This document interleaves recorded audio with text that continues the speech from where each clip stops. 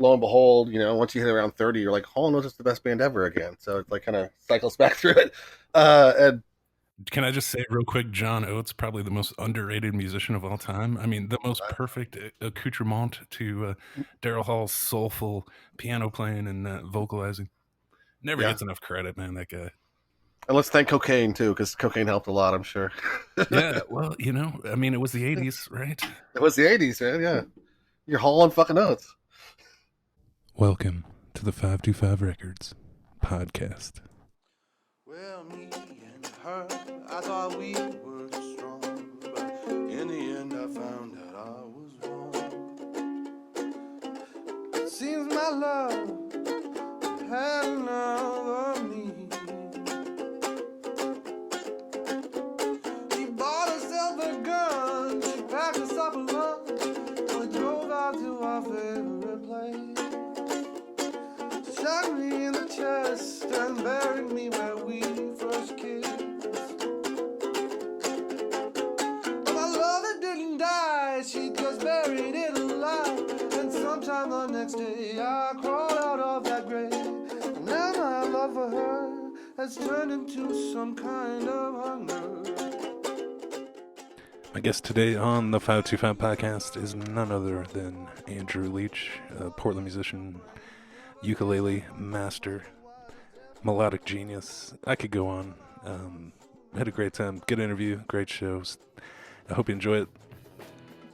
Here it is, episode 3 of the 525 Records podcast.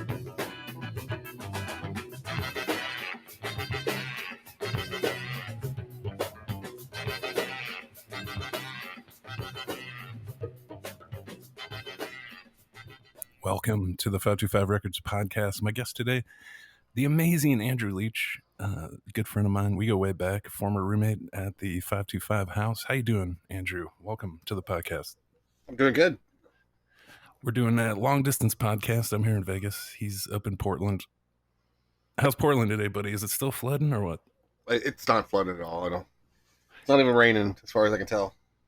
If you listen to the news down here, it sounds like apocalyptic flooding, and they've canceled all the train service. But glad to know that's not the case. It's not true. Yeah, I think in Central Oregon it's a little worse, but it's not really that bad. Where did you get your musical start?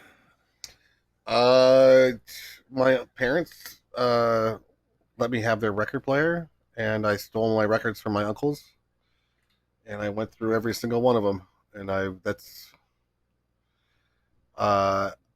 Good old through vinyl.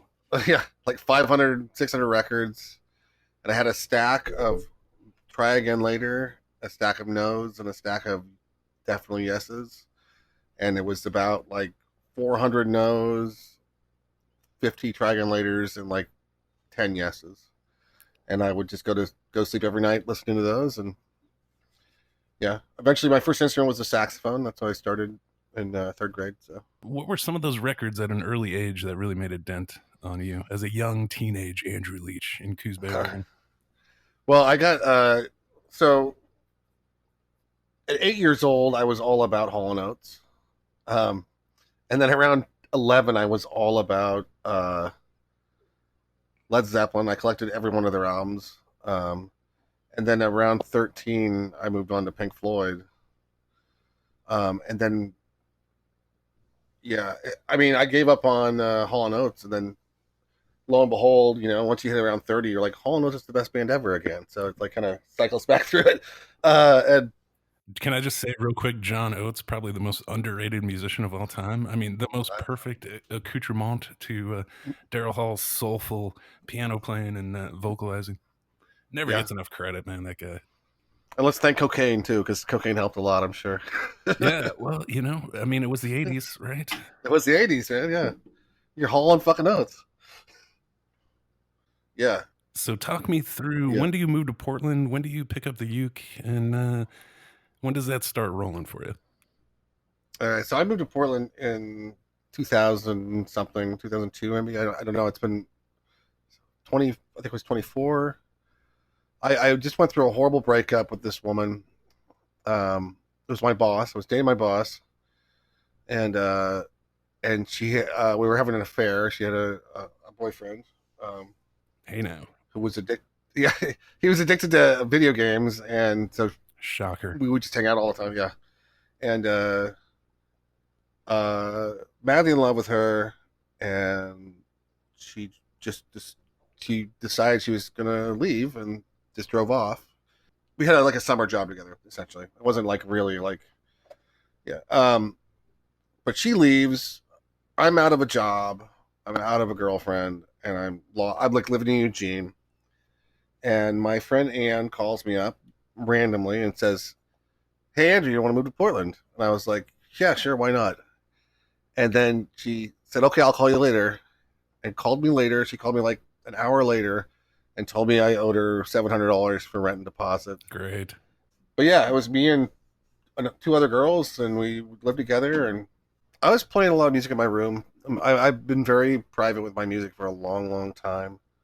Um, it's. I heard the story about my dad. Like my dad's very like machismo, sort of masculine type, and we were talking about how little emotion he shows, and he apparently, uh, she told me that he had a lock box underneath his bed that was full of poetry, and and I felt like music like that was like a lot like that for me. I feel like there's some sort of connection to that, like that. It's been a private thing that I try to hide from the world for a long time. So when is the first time that you play a show in Portland? The first time I played in Portland was with my friend Rebecca. And we didn't. It wasn't. We just did an open mic together, and we made a plan because she was like also nervous about it, and I was like, "Let's go do an open mic," and she's like, "Okay, let's do it." And we'd always play music together anyway, and And somebody let me borrow. I played a Tarango. what is a tarango? A Tarango is a Bolivian instrument that's generally like historically is created out of an armadillo shell. It's like a ukulele with 10 strings. You learn something new every day. I've never heard of a tarango. That's crazy. they're they're beautiful instruments. I actually have one now. But So how does that we show go? What do you guys that do? went really well. It went really great. Like we just I wrote like 4 songs brand new for that week. Just kind of went into a good mental space and like wrote some songs that I cannot seem to rewrite or to translate anymore. But like, yeah, it was a really good. It was great. I was like, wow, I got really addicted to the idea of playing and setting up a time and structure to make sure I have new songs made, and it just made me get through songs faster because a lot of the songs I wrote in my early years were like songs that took me 2 or 3 years to write, and like there was a while where I was doing 3 songs, 4 songs a week, and and they were better songs. They were more productive. They were just like, yeah, in my opinion and what I want. So So have you always had this fascination with exotic instruments? I play guitar forever, and I love guitar, and I got really obsessed with just tuning it differently because I felt like I was get too bored just playing a guitar and standard. And when you tune an instrument differently, it gives you a different sound.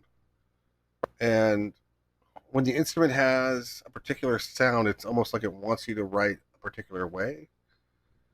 It really does So, give it this instant identity. and certain instruments, they know what you want. They want you to play on them. It's like you were having an experience with this instrument, and like things like the ukulele and like the trongo, or instruments that have like instruments that feel different in my hands are like eh, it's like having a chance to start over. Like to just start from scratch, to let go of all that pre-understood knowledge, even though like some of the progressions and stuff still break through. And I swear to God, I'm always in a harmonic minor, and uh, but it's different, and the lyrics are different, and the songs are different, and the feel is different. And if you do a good enough job at it, you can play one instrument in the end that maybe the song was never written on, and it can still convey At least that original instrument has conveyed enough of its presence into your voice and into your lyrics, and you feel the ghost of that happening. For a long time, what I would do is I get really shit faced on Friday night, and Saturday would be my best day of the week because it's the hangover day. And I'd just walk down to a coffee shop that I didn't have to work. I'd go down there with my ukulele. I would sit there, feel like shit, and play music to feel better. And it was like planned. It was like planned behavior, and eventually it was like doing a crossword puzzle. You're on the fucking Sunday New York Times, and you're trying to finish this thing, and you're just hitting notes randomly until they start to make sense.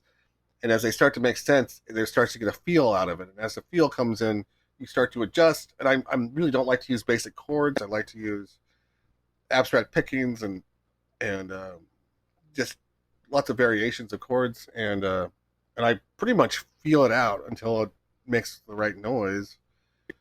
And then it builds up into a place where I start putting lyrics. Generally, I'll hum over it, and sometimes words pop out. And when the words pop out, I like treat them like they are Freudian slips. They're realistic things that are supposed to be part of this song. So I'm kind of pulling it out of the ether, but I am the ether that I'm pulling it out of. It's fun. Some of the best artists that have ever existed, that's exactly how they do it. Tweety was talking about this on Marin a while back, where you just go in the booth and you just kind of hum whatever comes to your mind, and it's like this free flow, free form, top of the head process that comes out. What another famous example of this is the Def Leppard Hysteria album. I don't know why I'm bringing this up, but that's how they wrote It's a great album. like Pour Some Sugar on Me. It was all, they just kind of, they would mumble words, and then the producer and whoever would go with the cans, and they would write what they thought they heard, and then boom, before you know it, you got a hit single. Yeah, cocaine to that one probably too. Well, it's the 80s. That is such the Portland life, though, is, just rolling down to the coffee shop, underemployed, if you're lucky, and, chilling on a nice spring summer day with an instrument. Everybody is an artist there. It's amazing. I mean, you get off the plane in Portland, even at the airport, it's like everybody's in a band. It's amazing. I mean, old Portland used to be better with that. I mean, about everybody's in a band, but like they're working two jobs now. Like it's not like this is not where young people go to retire. This is where rich white people go to feel like they connect with.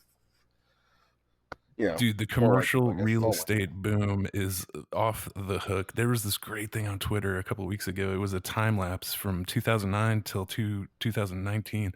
And they go down the Google Earth, right? It's like Google Earth time machine. You go down, especially in Northeast, a lot of these streets, they were, kind of had that old Portland charm, low buildings, a lot of commercial stuff. And now it's just high rise after high rise, multi-unit condominium apartments, mostly glass. I mean, it is unbelievable how they're able to build some of these things, like Southeast Division Street. It's like a canyon of skyscrapers now, where, back in the 90s, it was pretty chill. Yeah, I mean, I wouldn't say skies, but there's like a lot of like 7-story condominiums that have come in, and they stay on the side of it. It's like this place that used to be maybe 2 or 3 lots. Now there's a condominium there with like 10 units or whatever, and it says on the sign like starts in the low 500,000s, and you're like, what the fuck? Like, who the fucking and why would you want to live in that area? Like we lived in that area, but we were living in Fight Club house. So well, that's a good segue. Yeah, you are a former roommate at the 525 house. This is the genesis of 525 Records. Is we had a little artist enclave. We had one of the coolest landlords ever. He did not raise the rent since 1995. Eric and Jessica, there was a Nation, Alpha, all of our little circle of friends. One person would move in. When they would move out, they would sort of give us an in with the landlord. And while the rest of the neighborhood was paying $1,500 for the same relative size building, we lived in what we termed the Fight Club house. It was very, the basement would flood. The electricity was always causing problems. If you plug too many things in upstairs, that would just cut out. So yeah, you lived there a couple of years, and those were some good Oh, yeah. times. We did a lot of music. What was your A lot experience? of poker playing. Oh yeah, for sure. And how did you get that pool table in the basement, man? That was impressive. Well, it's a 3-piece slate. It was next door in their basement already. So, it's just piece by piece. But after a few years, the as the land values skyrocketed, we could see the refurbing heading all the way down the river. We were on Fifth and Lincoln, so if you're in Portland, you'll know where that is on the southeast side. We were lucky. We had 90 days, and we got paid when they finally did evict us. We knew people across the street that had, before the city ordinance went in, where they actually were forcing landlords to pay for evictions. You had to cover the cost of finding a new apartment or house or whatever. These people, there was a single mom across the street with her kids. She got a 30-day eviction notice, no money whatsoever. And, it's no wonder why the homeless population is exploding. And it's no wonder why they had to do that ordinance, which was a lifesaver for us. And, we were just lucky to be at the very end of the trail of renovations. Well, it sounded like John did some advocating for it too. So John was a bulldog on the phone. Yes, absolutely. Yeah. But talk me through Good your guy. time at the house. What do you have any good stories? What were those winters like? They're cold. I mean, I'm in the place I'm in the basement right now, and there's no heat here. And I kind of like the cold, man. I run hot. You were really worried about it. I think you were just too used to that Las Vegas temperature. But I'm here in Las Vegas working. I would come to Portland. I love that house so much. We used to play there in the late 90s, and long before I ever lived there, I used to visit John all the time, who was our drummer, and we would jam in the basement. Epic parties over there. We had some crazy parties. But yeah, great location. But as the whole movement occurred, you'd see these old Victorian houses getting knocked down and then rebuilt nail by nail. The rent doubles. Nobody can afford it. I mean, I think those ones across the street are still pretty empty. If you're in Portland, you'll know what we're talking about. It's the if you know where the Goodwill is, it's on Grand. That's who ended up buying the house. So it's still a dirt lot today, 2 years later.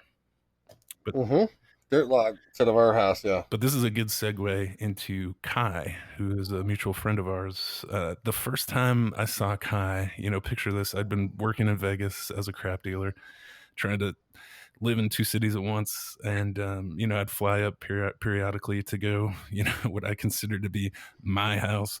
So I roll in on one of these trips, and I'm sitting on the porch drinking a beer, enjoying the summer sunset, and this barefoot kid walks up the stairs and just walks in the house like he owns the place. I've never met this kid. I don't know who the hell he is. I'm like, what the fuck is this shit? Oh, that's Kai. So tell me about Kai. When did you meet Kai, and how did he wind up over there? I'm pretty sure he wound up over there because you invited him. But I mean, he was a friend of mine. He a musician I played with quite a bit. We did a lot of mics together. Me and him and Matt Hazelrig would go to a lot of shows together. Just a really, really talented, this guy from Hawaii, very laid back. He had a very good, this crazy low tuned kind of slack key guitar thing going on. We should play some of his stuff. Yeah. All right, let's see if this works. This is one of my favorite songs. Hylas, who's the other unmentioned roommate at 525, a very talented musician, played the cello on this particular track. So it's very haunting. It's very moving, I think. And that's how the intro starts. So here's a little Kai Jarvis.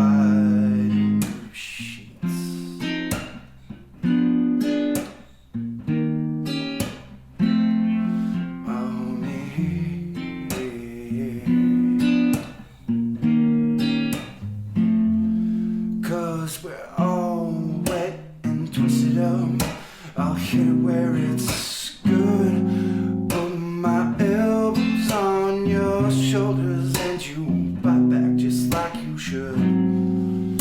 Round, down, deep, I'm on the heat, looking for gold. And what I find I'll keep, cause I'm a selfish boy. I'm selfish, I'll beat it on my skin and try to fight it.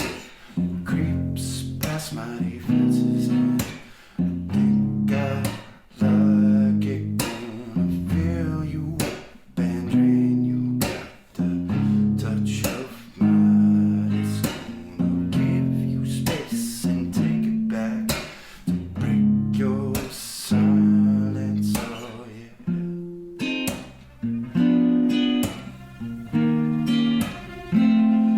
Oh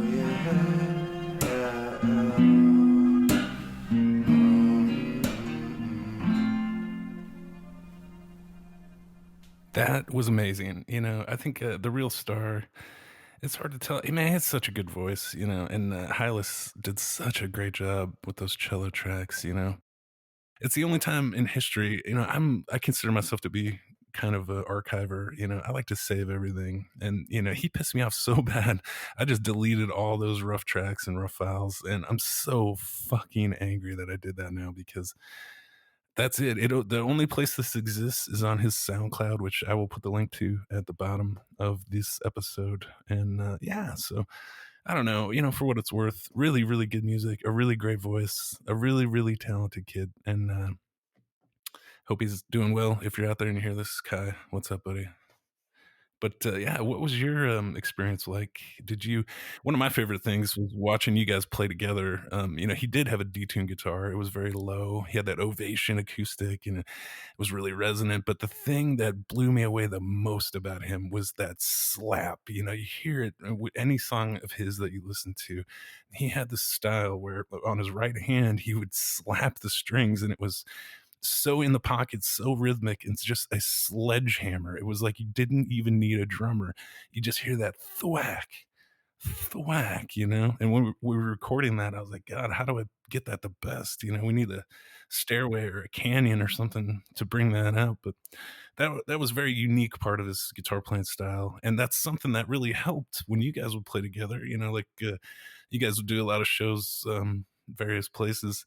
You'd be on the uke, he'd be on the guitar, and it was like a drummer was up there. That's how strong those thwacks were. And with the detuned aspect, it was almost like a bass guitar too. It was like a one-man orchestra, literally, you know. And then when you fire uke on top of that, man, talk about a recipe for success. But The nice thing about Kai was he was capable of reading the room and reading the volume and the monitors and staying like he never tried to like one up you. He was always about supporting you and the song. Where a lot of the like depending on the drinking level, I have musicians that like that seemed like they like want to like overpower it. Like they want to just they get into it, you know? I It's know like you're dancing and exactly what you're saying, dude. I've never met a musician less competitive and less butthurt when somebody else was shining. You know, like it was another amazing aspect. You're right, absolutely. but the roommate issues were pretty severe and that stuff would come out when he was drinking. Like I would buy him beers and he was at the end of the night he was mad at me and I'd be like, I have no idea, buddy. Like but that one particular time we did a show and it went really well. And by the end of the night he was belligerent and it was with the guy that books the shows out there trying to tell me how good of a job I did and like yeah, it's like oh okay, well I don't know if I can come back here again, you know, like but you know, whatever. I don't know. I like that motherfucker. He's a good guy. Well, in closing, Andrew Leach, it's been a pleasure having you on the 525 Records podcast today. You can find Andrew wherever music's sold. The open mic or coffee house circuit in Portland, he'll be playing a show, I'm sure, at some point. 525records.com. We'll put links to all that stuff in the Dropbox. Andrew, it's been a pleasure having you on board today. I'd like to thank you for joining the 525 Records podcast. It's been a pleasure. Any closing words, any plugs you want to give out? No, not really. No, it's good talking to you though, Elliot. Yeah, it's been my pleasure. And to play us out, we're going to hear a little Andrew Leach live with Kai Jarvis accompanying him. Thanks for listening to the 525 Records podcast. It's another one in the books, episode 3. Here we go. Thanks for listening.